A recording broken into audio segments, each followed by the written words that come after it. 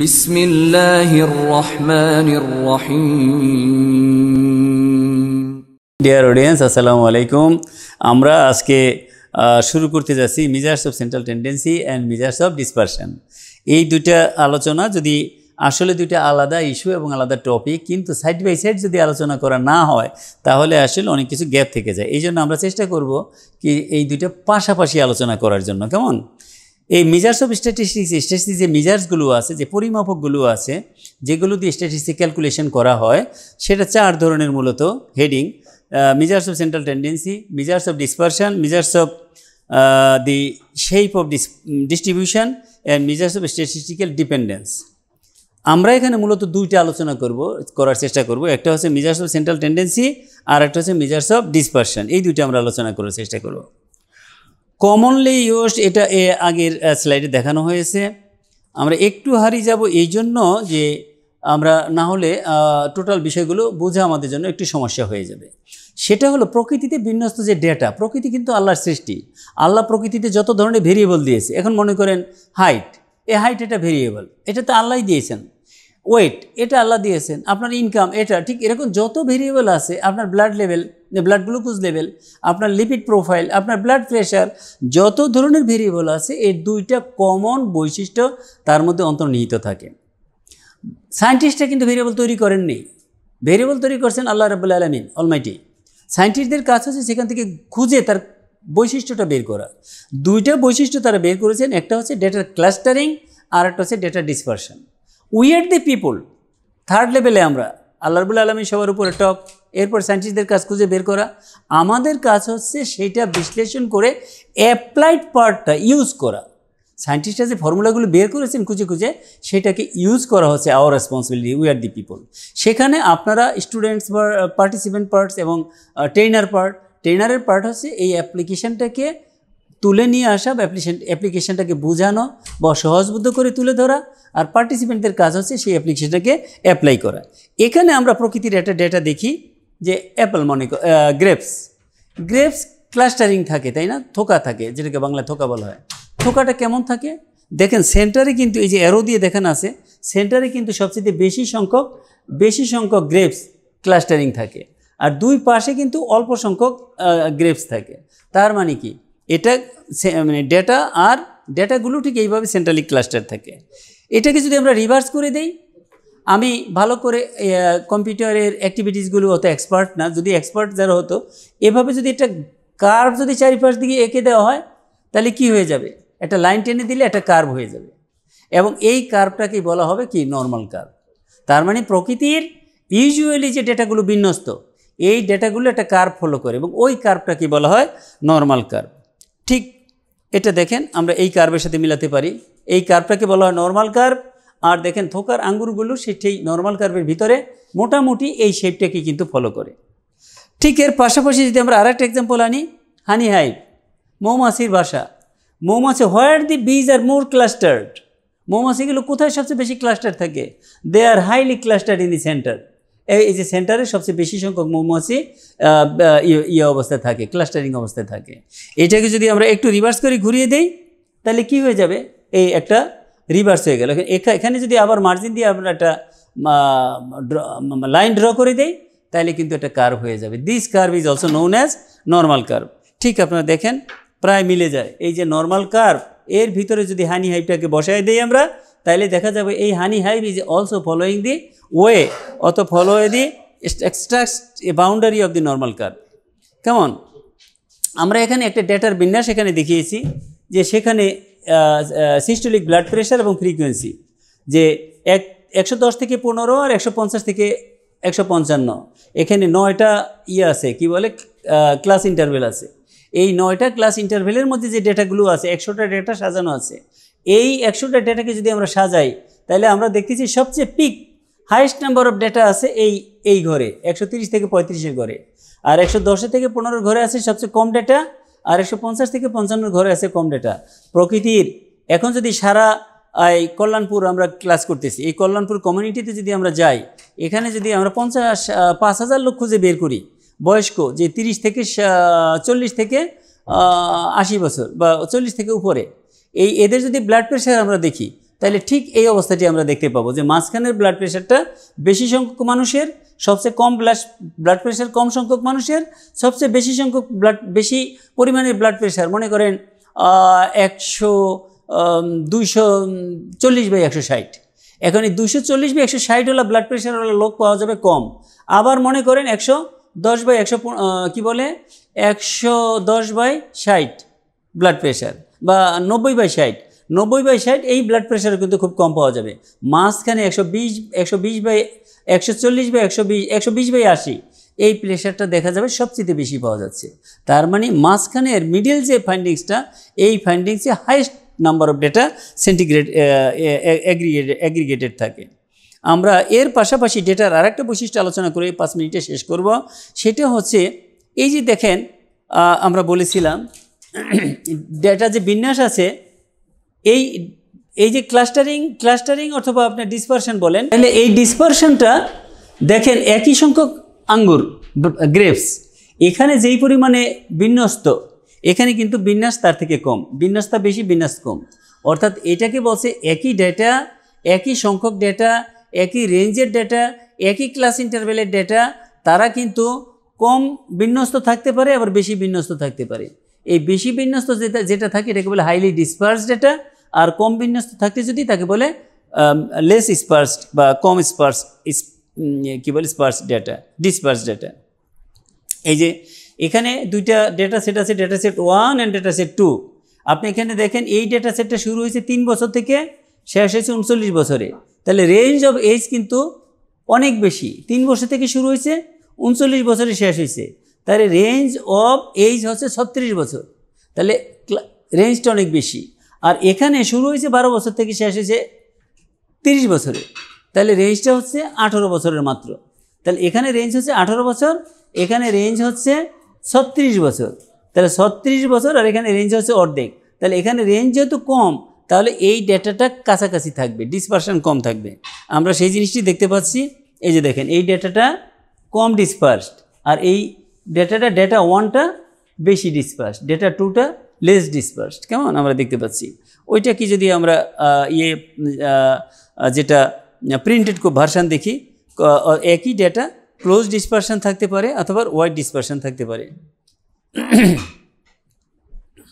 আমরা এখন সংক্ষেপে একটা জিনিস দেখব যে ডেটা যদি সেন্ট্রালি ডিস্ট্রিবিউটেড থাকে, অর্থাৎ নর্মাল কার্ভ যদি ফলো করে, তাহলে তার দুইটা বৈশিষ্ট্য ফলো করবে। একটা হলো half of the data will be left to the normal curve, centre of the curve mean, আর half of the data 50% of data will lie on the right to the curve, right to the মিন।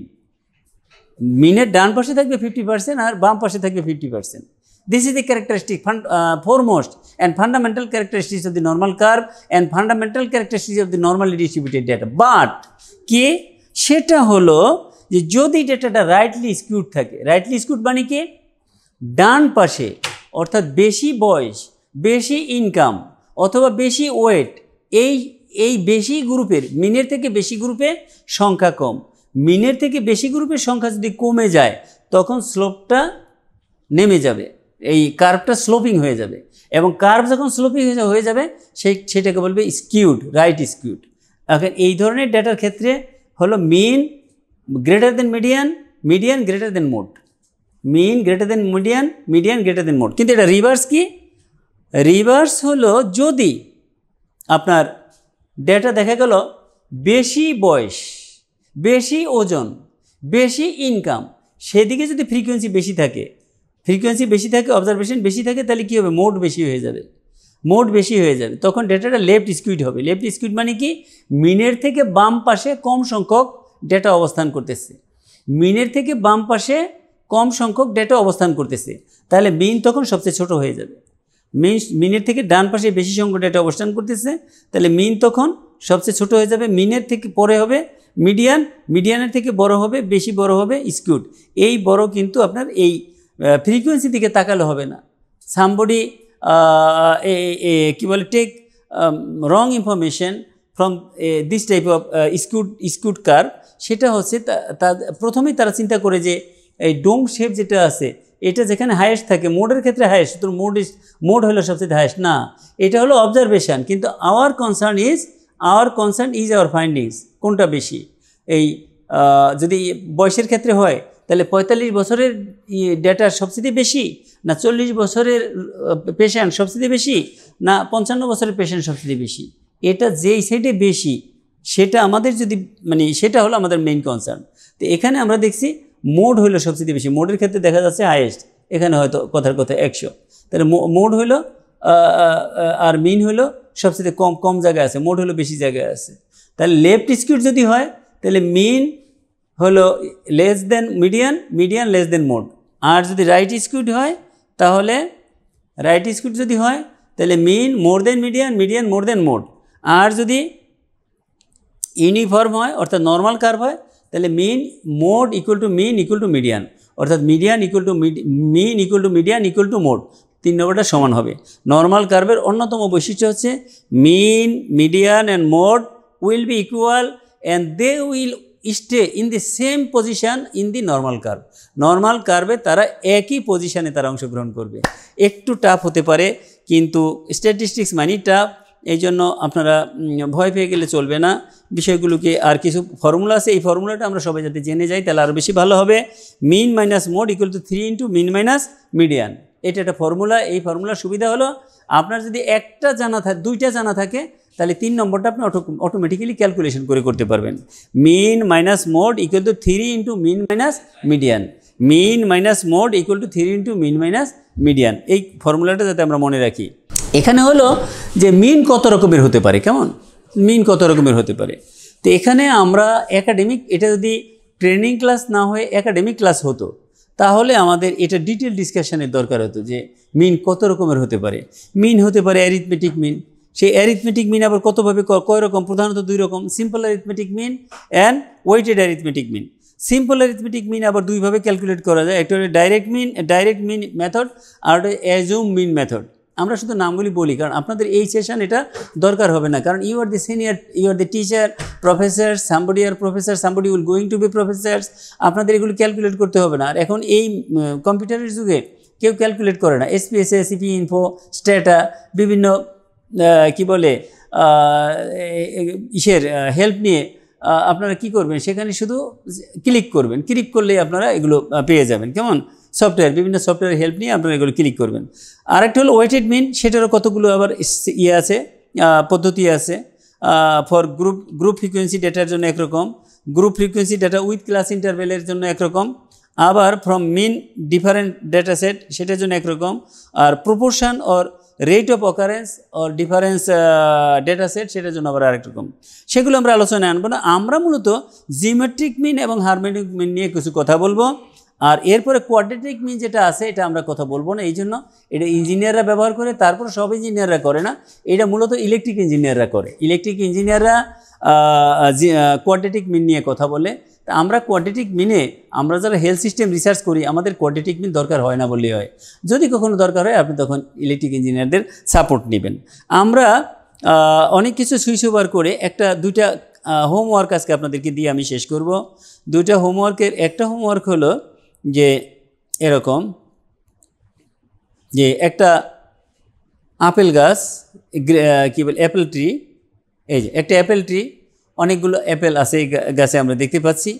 এইটার বর্ণনাটা হলো এরকম যে in the first year only 100 apples, in the second year 180 apples, third year 210 apples এটা produce করেছে, এবং fourth year 300 apples, না orange, sorry আমি ভুল বলছি, অরেঞ্জ 300 অরেঞ্জ। তাহলে 100, 180, 210 অ্যান্ড 300। তো এই যে প্রতি বছর বাড়লো, এখন আমরা এটাকে কি করব, অ্যাভারেজ গ্রোথ রেট বের করব। How average growth rate can be calculated. আমরা যারা জিওমেট্রিক মিন সম্পর্কে আমাদের ধারণা নাই, আমরা কি করব, অ্যারিথমেটিক মিন করে এটা বের করার চেষ্টা করব। কিন্তু অ্যারিথমেটিক মিন বের করলে রং ইনফরমেশন দিবে, আমাদেরকে রং ডেটা দিবে। আমরা দেখাতে পারি এইভাবে, এই যে অ্যারিথমেটিক মিন পদ্ধতিতে যদি আমি করি গ্রোথ রেট 3 সেকেন্ড ইয়ার, সেটা কী হবে, 180 থেকে 100 বিয়োগ করে 80% প্রথম বছর, দ্বিতীয় বছর আবার 210 থেকে 180 বিয়োগ করে সেটাকে যদি 100 দিয়ে ভাগ করলে 16%, তৃতীয় বছরে করলে পাবো 12%, এবং আলটিমেটলি যে দেখা যাচ্ছে আমার তিনটা গ্রোথ রেট পাবো, তিনটা গ্যাপে, প্রথম বছর থেকে দ্বিতীয় বছর একটা গ্যাপ, দ্বিতীয় বছর থেকে তৃতীয় বছর দ্বিতীয় গ্যাপ, তৃতীয় বছর থেকে চতুর্থ বছর হলে তৃতীয় গ্যাপ। তাহলে বছর হচ্ছে 4টা, কিন্তু আমি গ্যাপ পাবো কয়টা? 3টা। তাহলে 3টা আমার হবে কি বলে গ্রোথ রেট হবে। 3টা গ্রোথ রেট থেকে 3 দিয়ে ভাগ করলে কী পাবো? অ্যাভারেজ পাবো। তাহলে অ্যাভারেজ গ্রোথ রেটটা আসতেছে আমার 46.50%। আমি এটাকে প্রুভ করে দেখাচ্ছি যে না, আসলে আপনার এটা রং ইনফরমেশান দিচ্ছে। দেখেন, আপনি যদি এখন রিভার্সলি আসেন, তাহলে আলটিমেটলি আপনি দেখেন যে 300, আমি ডিটেলস ডিসকাশনে যাচ্ছি না, আপনাদেরকে শিট আপনারা আলোচনার মধ্যে পাবেন, অথবা আপনাদেরকে সফট কপি দিয়ে দেবো, সেখানে দেখবেন যে আলটিমেটলি তাইলে আপনার অ্যাপেল চতুর্থ বছরে অ্যাপেল হয় 315টা, কিন্তু আসলে তো 315টা হয় নাই, হয়েছে কয়টা? 300টা। যেহেতু 300টা হয়েছে আর এখানে ফল আসতেছে 315টা, তার মানে ক্যালকুলেশন ইজ টোটালি রং। আর একটা হোমওয়ার্ক দিব, সেটা হলো একটা ঘোড়ার দৌড়, সেটা হলো একটা মাঠ, এই মাঠটার 4টা প্রান্ত, প্রত্যেকটা প্রান্ত 20 মাইল করে। ঘোড়াটা ওই প্রথম 20 মাইল সে দৌড়ালো 80 মাইল বেগে, দ্বিতীয় 20 মাইল দৌড়ালো 50 মাইল বেগে, তৃতীয় 20 মাইল দৌড়ালো 40 মাইল স্পিডে পার আওয়ার, এবং চতুর্থ প্রান্ত সেটা সে দৌড়ালো 20 মাইল পার আওয়ার বেগে। 4টা প্রান্ত সে 4টা স্পিডে ঘুরে আসলো একটা ঘোড়া, অথবা আপনাদের আধুনিককাল একটা মোটরসাইকেলের ব্যাপারও হতে পারে। তাইলে এখন আমরা রেট অফ অ্যাভারেজ স্পিড এটা আমরা বের করব। এটাও আমরা জানি আপনারা অ্যারিথমেটিক পদ্ধতিতে বের করবেন। এইটা অ্যারিথমেটিক পদ্ধতি বের করলে এখানেও রং ইনফরমেশান আসবে, রং রেজাল্ট আসবে। এখানে প্রযোজ্য হবে হারমোনিক মিন। তাহলে দ্বিতীয় আমাদের অরেঞ্জ প্রোডাকশন, সেখানে হবে জিওমেট্রিক মিন, সেটা আমরা আগামী ক্লাসে দেখাবো how geometric mean is calculated. আর এটা আসবে হারমোনিক মিন, আমরা আগামী ক্লাসে ইনশাল্লাহ দেখাবো how harmonic mean is calculated.